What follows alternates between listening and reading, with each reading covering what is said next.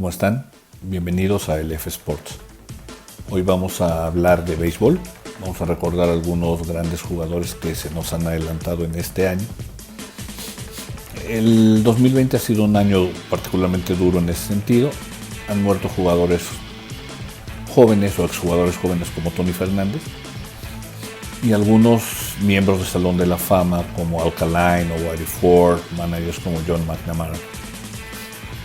Voy a hablar hoy de otros 4 jugadores que están en el Salón de la Fama y que fueron súper significativos en su momento y siguen siendo muy importantes el día de hoy por sus logros. El primero es Lou Brock. Lou Brock jugó en los Cachorros de Chicago y en los Cardenales de San Luis. Y sus números no reflejan, o algunos de sus números no reflejan lo que fue Lou Brock. Su WAR, el WAR son el número de victorias que se estima logró darle un jugador a su equipo por encima de lo que se le hubiera dado otro. Por ejemplo, si un jugador tiene un 10 de WAR, quiere decir que su equipo ganó 10 partidos más con él que los que hubiera ganado con otro jugador. Entonces el WAR de Lou Brock es 45.4, no es extraordinario. Su 293 de promedio por vida tampoco es lo más grande que ha habido. Pero Lou Brock transformó al béisbol por su velocidad. Fue en su momento el mayor robador de bases, por mucho. Y además, después de muchos años de un récord de bases robadas, él lo rompió, lo destrozó. Cambió la forma de jugar el béisbol, la modificó por completo. Lou Brock en el 74 robó 118 bases, destrozando el récord anterior de Ty Cobb. También implantó en su momento el récord de 938 bases robadas en toda su vida. Un récord que después ya ha sido superado, pero que en su momento fue como de otro mundo. Lou Brock jugó 3 series mundiales, ganó 2 con San Luis, perdió 1. Se daba a notar en esos momentos importantes. En la serie mundial del 67 bateó 414, en la del 68 bateó 464. O sea, en los momentos importantes Lou Brock brillaba, no solo con sus pies, sino incluso con su bate. Las bases robadas ahora no son lo que fueron en su momento. El béisbol ha cambiado mucho. Y así es, el béisbol evoluciona al igual que todos los deportes. Miren, les voy a dar un ejemplo. El año pasado, el líder robador de grandes ligas, de la Liga Nacional, fue Ronald Acuña. Robó 37 bases. Comparen las 37 con las que fue el líder con las 118 que logró Lou Brock. Es más, Brock, 13 años, robó más bases que las que robó Acuña como líder el año pasado. El actual líder de robos de grandes ligas es Dee Gordon con 333, por las 938 que logró Lou Brock, ni comparable con las 1400 de Ricky Henderson, 1406. El béisbol ha cambiado mucho. En ese entonces el robo de bases se volvió un arma fundamental. Ahora no lo es. Ahora se piensa que intentar robos puede ser regalar outs. Y hay tantos home runs que prefieres jugártela que tu siguiente bateador la bote con 1 o 2 en base a regalar carreras. Pero cuando jugaba Lou Brock no era así el béisbol. Fabricabas tus carreras. Era muy diferente. Y no había mejor forma de fabricarlas que envasarse y robando bases. Y eso fue lo que hizo Brock. Y eso es lo que lo hizo único. Cuando Lou Brock empezó a crecer el número de bases robadas, se robaban alrededor de 1900 bases por temporada en todas las grandes ligas. Cuando estuvo Brock se llegó a 3300. Hoy el número es alrededor de 2400 o 2500, es mucho menos de lo que en su momento fue a principios de los 80s o finales de los 70s.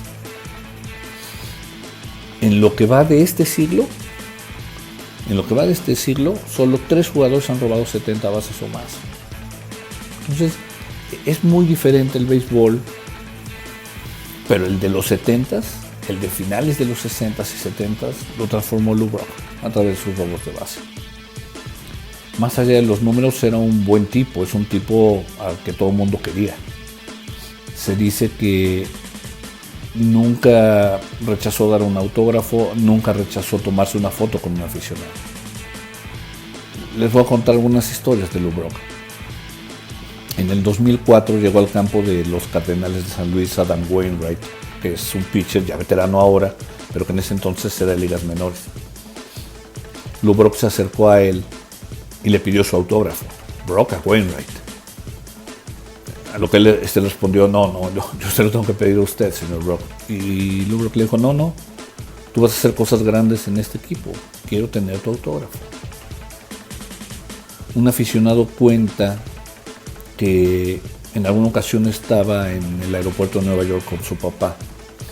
Su papá traía la gorra de los Cardenales de San Luis y sucedió que pasó por ahí Lou Brock. Brock, cuando lo vio que tenía la gorra de los Cardenales, se sentó a su lado y estuvo 1 hora platicando de béisbol con un tipo totalmente desconocido. En una cena de la Asociación de Escritores de Béisbol participó un profesor, un maestro. Cuando acabó la ceremonia se acercó con lágrimas en los ojos a saludar a Lou Brock para decirle que era su ídolo. Y la respuesta de Brock fue, no, el ídolo eres tú. Los héroes en este país son los maestros como tú. Cuenta una persona que su hermano estuvo muy enfermo cuando él estaba pequeño, cuando tenía 10 años. Se debatía entre la vida y la muerte. Se enteró Lou Brock y sin avisar llegó a la casa, se sentó con el niño, le regaló una pelota firmada por todos los Cardenales. Ese era Lou Brock, un gran tipo, muy querido por todo el mundo. El segundo jugador del que les voy a hablar no es tan querido. De hecho, yo diría que en su momento hasta odiado. Y es Bob Gibson, también de los Cardenales, lanzador. Por muchos está considerado como el jugador más fiero, más duro que ha existido. Por lo menos como lanzador. Fue 2 veces campeón con Cardenales. De por vida tiene 251 victorias por 174 derrotas. Su porcentaje de carreras limpias a lo largo de toda su carrera es menor a 3, que es una cosa de locos. 56 blanqueadas. 7 veces su porcentaje de carreras limpias estuvo por debajo de 3, 7. En 5 ocasiones ganó 20 juegos o más. Y en su momento, cuando alcanzó la marca de los 3,000 ponches, que ya hoy la tienen varios jugadores o más pitchers, pero cuando él la alcanzó fue apenas el segundo pitcher en la historia de Grandes Ligas en llegar a ese número, solo detrás de Walter Johnson. En el 68 tuvo la que creo yo ha sido la mejor temporada de un pitcher en toda la historia del béisbol. En ese año ganó 22 juegos y perdió 9. Su porcentaje de carreras recibidas por juego, de carreras limpias, fue de 1.12. O sea, en promedio le anotaban 1.12 carreras por partido. Es un número de locura, ahorita lo voy a poner en perspectiva.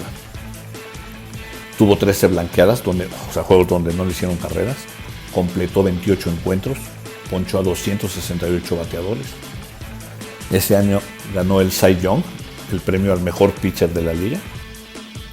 Fue el jugador más valioso de la liga y ganó el Guante de Oro. Ningún pitcher en la historia ha tenido una temporada tan buena como esa de Bob Gibson.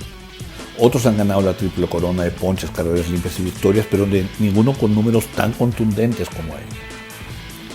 Para que se den una idea de lo que representa ese 1.12 de carreras limpias, lo ubica como el 6º mejor de todos los tiempos. Si vemos jugadores actuales, pitchers más o menos recientes, la mejor temporada de carreras limpias es de Greg Maddux, que ocupa el lugar número 48 en todos los tiempos. Los otros 47 son Gibson y 46 lanzadores que tiraban a principios de siglo. A principios de siglo era otro béisbol, la pelota volaba menos, se jugaba con una pelota todo el partido, entonces ya no estaba tan viva, no era tan dura, no se bateaban tantos home runs. Al ser una sola pelota, iba dejando marcas de donde se agarraban los pitches y podía desarrollarles más la curva. O sea, era otro estilo de juego, Entonces los primeros 47 son pitches fundamentalmente de principios de siglo, excepto Bob Gibson del 68. Eso les da una idea de lo que era él. Él en series mundiales tuvo 9 partidos, de los cuales completó 8, ganó 7 juegos y perdió 2. Su porcentaje de carreras limpias fue 1.89. Impuso un récord de ponches en serie mundial cuando en el 68 ponchó a 17 bateadores de los Tigres. Entonces Gibson también en los juegos importantes crecía, daba más, era más, incluso si se puede. Cuando hablo de que el béisbol es diferente o cambia, piensen en esto. En el 2019, el líder en juegos completos en Grandes Ligas completó 3 partidos. Gibson en el 68 completó 28. El líder actual en juegos completos de los pitchers que todavía están en activo es Justin Verlander, tiene 26. Gibson tuvo 255. O sea, Verlander tiene la 10ª parte de los juegos completos que tuvo Bob Gibson. Es otro béisbol, no digo mejor, no soy de los que cree que el béisbol de antes es mejor que el de ahora. Pero era otro béisbol y Gibson lo jugaba a su máximo nivel. Ahora, así como les dije las historias de Lou Brock que te dicen que era un buen tipo, las historias de Bob Gibson te dicen que era feroz. Dick Allen, que se enfrentó a él, decía que cuando Gibson te daba un pelotazo, se te acercaba para ver si ya habías tenido suficiente o necesitabas más. No le gustaba ir a los juegos de estrellas, odiaba los juegos de estrellas, aunque lo llamaran, porque no hablaba con nadie. Y no hablaba con nadie porque su punto era: todo el año trato de ganarle a estos jugadores porque voy a fraternizar con ellos ahora. Cuando Dusty Baker, ahora manager de los Astros, llegó a Grandes Ligas, Hank Aaron le dijo: no hables con Bob Gibson, no le sonrías, no te le quedes viendo. Si no le gusta te va a meter un pelotazo. Ese era Bob Gibson. De hecho, Baker cuenta la anécdota de que en una de esas noches, después de que le habían dicho esto, fue a cenar con su esposa a un restaurante y estaban otros jugadores de su equipo. Y estaba ahí Bob Gibson, que era del otro equipo. Estaba sentado cenando. Y le dijeron: velo a saludar. Cuando no estás en el campo es buena onda, Bob Gibson. Se acercó con su esposa. Cuando le dijo buenas noches, Gibson le dijo: ¿por qué demonios me vienes a hablar tú a mí? Buenas noches, señora Baker, mucho gusto. Así era Bob Gibson. Doug Harvey, umpire de Grandes Ligas, dijo que si le hubiera tocado enfrentarse a Barry Bonds y Bonds bateaba uno de esos cuadrangulares kilométricos que se le quedaba viendo la pelota, que Gibson le hubiera arrancado de un pelotazo un arete a Bonds en su siguiente turno al bate. Hay un jugador, no famoso, pero jugador, Pete LaCock, de los Cachorros, que en alguna ocasión le dio un doblete a Gibson y se quedó regodeándose y no le gustó al pitcher de los Cardenales. Unas semanas después se volvieron a enfrentar y cuando iba a batear no encontraba sus bats, LaCock. Preguntó por ellos y sus compañeros dijeron: no lo necesitas, te van a meter un pelotazo. Le dijo: no es así, o sea, ya pasaron varias semanas. Se paró a batear, ¡pum!, pelotazo. En su siguiente turno, ¡pum!, pelotazo. Le dio, por cierto, un home run a Gibson en el partido de retiro del pitcher de los Cardenales, lo cual no le gustó nada. La siguiente vez que se encontraron fue en un juego de veteranos 15 años después. ¿Qué hizo Gibson cuando se lo encontró bateando? Pelotazo. Gibson no era un tipo lindo, no en el campo, pero sigue siendo un gran jugador, histórico jugador. El tercero que les voy a platicar es Joe Morgan, uno de mis grandes ídolos de mi infancia, segunda base. Cuando él llegó a Cincinnati a principios de los 70s, fue muy criticado el cambio, porque Joe Morgan era un jugador de 1.70 de estatura, o sea, no era alto. Venía de los Astros de Houston, no había hecho gran cosa. Entonces fue muy criticado en Cincinnati, aunque al final fue de los jugadores más queridos. Fue el jugador más valioso de las temporadas del 75 y del 76. En un equipo en donde estaban Johnny Bench, Pete Rose, George Foster, o sea, unos equipazos. Déjenme darles algunos datos. Entre los jugadores no pitchers, tiene el WAR número 21 de entre todos los jugadores. En cuanto a sus números ofensivos, es el número 18. O sea, de acuerdo a esta cifra, al WAR, es el 18º mejor jugador ofensivo en la historia del béisbol. Fue 2 veces el más valioso y 5 veces quedó entre los 10 más votados al más valioso de la Liga Nacional. 5 guantes de oro, 10 juegos de estrellas. Se retiró como el 11º, es el 11º lugar en bases robadas de todos los tiempos. 5º de por vida en bases por bolas recibidas. Entró al Salón de la Fama en su primer año.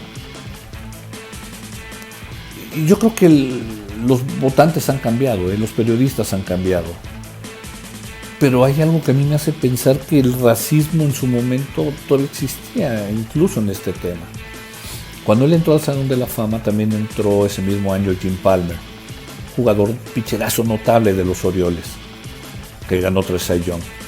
Pero bueno, Jim Palmer entró con el 93% de los votos, Morgan con el 81.8%.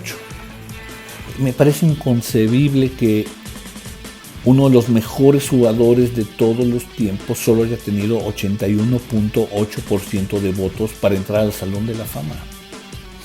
Es fuera de sitio. Morgan se adelantó a su época. Él se envasaba muchísimo. Fue 4 veces el jugador que más se envasó en la liga. Recibía muchas bases por bolas. Y cuando digo que se adelantó a su época es porque en su momento, cuando él jugaba en los 70s, los jugadores se envasaban, nos esperaba que se envasaran por hits, por dobles, dar cuadrangulares.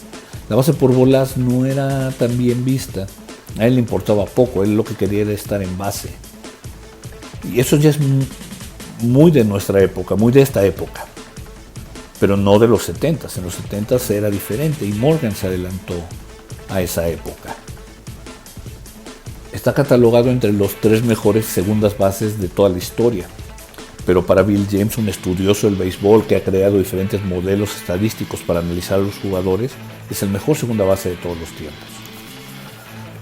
Morgan, cuando jugaba, tenía una particularidad que era aleteaba, se paraba y aleteaba 2 veces. Miles de niños en ligas infantiles cuando él jugaba, aleteaban, tratando de imitarlo. Yo creo que eso debe haber sido extraordinario para él.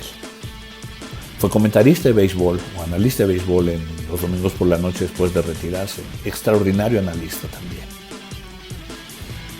Muy crítico del béisbol, pero a cambio de otros críticos, él era muy escuchado por el comisionado, por beisbolistas, por exbeibolistas, umpires, porque era un tipo entregado al deporte, a su deporte, y que nunca tuvo agendas ocultas. Entonces, cuando Morgan criticaba algo, se le escuchaba, porque se sabía que no era nada más que en beneficio del béisbol sus críticas, o de lo que él creía era en beneficio del béisbol. Tipo serio, luchó contra el racismo, extraordinario Joe Morgan. Fue la pieza faltante que tenían los rojos de esos 70s. Con él llegaron a campeonatos. De hecho, el del hit con el que son campeones en el 75, frente a Boston, en el 7º juego. Pete Rose lo cataloga como el mejor robador de bases que ha habido. Y decía, no en los números, pero porque Morgan solo roba bases cuando vale la pena robar las bases. Y una vez que decide robar una base, no hay forma de detenerlo. Johnny Bench dijo que fue el mejor jugador con el que le tocó participar en el béisbol. Y miren que a Johnny Bench le tocaron extraordinarios jugadores. En alguna ocasión, cuando le preguntaron a Morgan él qué aportaba en la máquina roja de Cincinnati, dijo que Johnny Bench era el jugador más talentoso que había. que Pete Rose era el que trabajaba más duro, más entregado. Tony Pérez era el héroe, el de los grandes momentos. Dijo, yo simplemente sé hacer poquito bien todo. Porque Morgan daba home runs, dobles, sencillos, empujaba carreras, anotaba muchísimas, recibía bases por bolas, era guante de oro. Morgan es de los jugadores más completos que ha habido en Grandes Ligas. Y el cuarto y último jugador del que voy a hablar es Tom Seaver, Tom Terrific. Tom Seaver fue un pitcher de los Mets de Nueva York. También jugó en otros equipos como Cincinnati y Chicago, pero su gran época es con Nueva York. No hay un jugador más representativo e importante en la historia de los Mets que Tom Seaver. O sea, han pasado 50 años de que se fue de ahí y sigue siendo el jugador más representativo en la historia de ese equipo. Fue el baluarte de los Mets del 69, de los milagrosos Mets del 69, un equipo que en sus primeras 7 temporadas siempre había terminado con récord perdedor. Sin embargo, en ese año ganaron 100 partidos, se metieron a la Serie Mundial y la ganaron a los favoritos Orioles, encabezados por Tom Seaver. Ese año ganó 25 juegos, perdió 7 y tuvo porcentaje de carreras limpias de 2.21. Déjenme decirles algo impresionante de Seaver. En sus primeras 17 temporadas, solo tuvo 3 en donde su porcentaje de carreras limpias fue de 3 o más. 3. Las otras 14 batió ese número. Que eso es de locura, es algo que no sé si alguien más lo puede hacer ahora. Tuvo 5 años, 20 victorias o más. Y en 13 años tuvo 15 victorias o más. Se retiró con 2.86 de carreras limpias y 231 juegos completos. Es el sexto pitcher con más ponches en la historia. Ganó 3 premios Cy Young, 10 veces fue top 10 de Cy Young. Seaver era un absoluto fuera de serie. Él entró al Salón de la Fama con el 98.8% de los votos. En su momento nadie había llegado a ese porcentaje. Hoy ya hay 3 jugadores que lo han superado, que son Griffey Jr., Jeter y Mariano Rivera. Pero él fue el que tuvo más votos hasta hace algunos años, con ese 98.8% de votos. Hubo 5 periodistas que no votaron por él. 3 porque ese año se definió que Pete Rose no iba a poder ser votado al Salón de la Fama, y entonces a manera de protesta enviaron su boleta sin votos. Por eso no votaron por Seaver. Uno más no lo incluyó. Acababa de ser operado una cirugía de corazón abierto y mandó su boleta prácticamente vacía. Se entiende. Y uno más porque dijo que él jamás votaba por un jugador en su primer año de elegibilidad al Salón de la Fama. Algún día vamos a hablar del Salón de la Fama aquí en estos videos. O sea, es una locura que un jugador del tamaño de Tom Seaver no haya tenido el 100% de los votos para entrar al Salón de la Fama. Más allá de los números, Seaver salió de forma dolorosa de los Mets por una disputa salarial. Ahí se fue a Cincinnati. Y lo criticaban mucho los dueños de los Mets y lo criticaba mucho la prensa en Nueva York. Sin embargo, cuando regresó por primera vez al Shea Stadium, tuvo una de las mayores ovaciones que yo recuerdo que haya visto en mi vida. O sea, no importaba lo que opinara el dueño, no importaba lo que opinara la prensa. Seaver era Seaver para la gente de Nueva York. Él, en 1969, en ese año que los Mets fueron campeones, hubo un partido en el cual lo ganó y se pusieron con 18 ganados, 18 perdidos. Los Mets habían sido tan malos que era un logro llegar a 18 ganados, 18 perdidos. Iban a entrar los periodistas y antes de que entraran, Seaver juntó a sus compañeros y les dijo: a ver, van a venir para hacer una fiesta de esto. No es una fiesta. Estar con igual número de ganados y perdidos no nos ayuda a ser campeones. Nosotros vamos a estar para ser campeones. Así es que cuando entren los periodistas, no quiero celebraciones, no quiero sonrisas, simplemente estamos empezando a hacer nuestro trabajo. Ese era Tom Seaver, tipo al que le gustaba ganar, que luchaba por ganar. Él en el 2013 se supo que empezaba a perder la memoria. En el 2007 su esposa dijo que sufría demencia y nunca más nadie vio a Seaver. Tenía una característica: cuando él lanzaba, bajaba mucho la rodilla derecha, la arrastraba de hecho por el montículo. Siempre acababa los partidos con la rodilla derecha llena de tierra. Después de su muerte, en el primer partido que jugaron los Mets, por cierto, contra los Yankees, a manera de homenaje, los jugadores todos se llenaron la rodilla derecha de tierra, todos se le ensuciaron. Ese fue el pequeño homenaje que le hicieron al gran Tom Seaver. Hank Aaron comentó que fue el mejor pitcher que enfrentó en toda su vida. Escuchar eso de Aaron quiere decir algo. En algún momento en el 70 Tom Seaver implantó récord de ponches con 19 en un partido, pero lo notable es que además ponchó a los últimos 10 bateadores a los que enfrentó. O sea, no existía el tema de está cansado, ya no da más. Seaver ponchó a los últimos 10 bateadores a los que enfrentó ese día. El béisbol, al igual que otros deportes, nos deja recordar a los jugadores. Seaver, por ejemplo, es el primer pitcher al que yo vi lanzar en vivo en un partido de Grandes Ligas. Súper emocionante verlo. Pero el béisbol te ayuda a no olvidar, no te deja olvidar. Estos 4 jugadores más los que mencioné, Whitey Ford, Alkaline, no van a ser olvidados. Y yo creo que hay diferentes formas por las cuales recordamos a los jugadores. Por ejemplo, hoy tenemos los videos. Hay videos de ellos en sus series mundiales o en diferentes partidos. No es como cuando jugaban Ty Cobb o Babe Ruth, que hasta se ve medio cómico en los videos. No, con estos jugadores ya hay evidencia, ya los puedes volver a ver, puedes ver lo buenos que fueron. Otros son las estadísticas.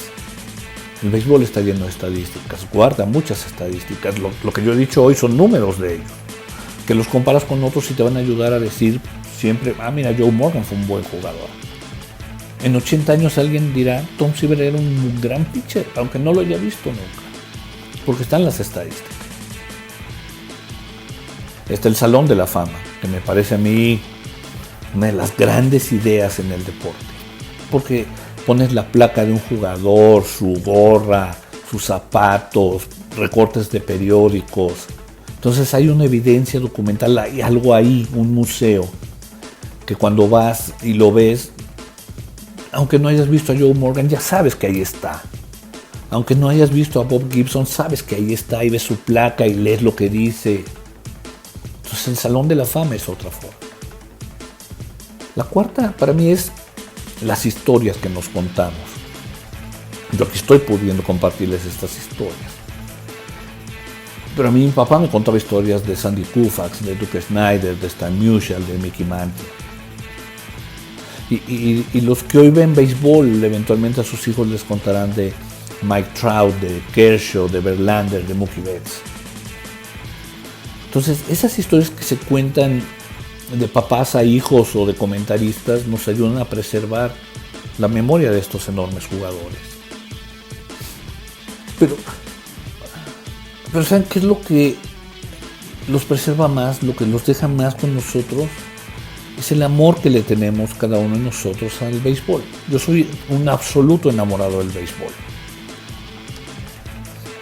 Y yo estoy convencido que Brock, Morgan, Gibson, Seaver son fundamentales en ese amor que le tengo al deporte, porque los vi jugar y me enamoré del béisbol. Me enamoré de verlos batear, de verlos lanzar, de verlos correr. Entonces, se quedan en uno, más allá de las estadísticas, más allá de las fotos, más allá de los videos, se quedan por el gusto que tiene uno por ese deporte, por el amor que tiene por ese deporte. Y eso es lo que a mí me hace agradecerle a Brock, a Gibson, a Morgan y a Seaver, que se hayan entregado al béisbol y nos hayan dado momentos tan memorables. Otra vez, más allá de las estadísticas, más allá de las anécdotas, es lo que dejaron en el campo cada vez que se paraban y cada vez que jugaban. Gracias por haber estado en LF Sports. Nos vemos próximamente con otro capítulo de información. Gracias.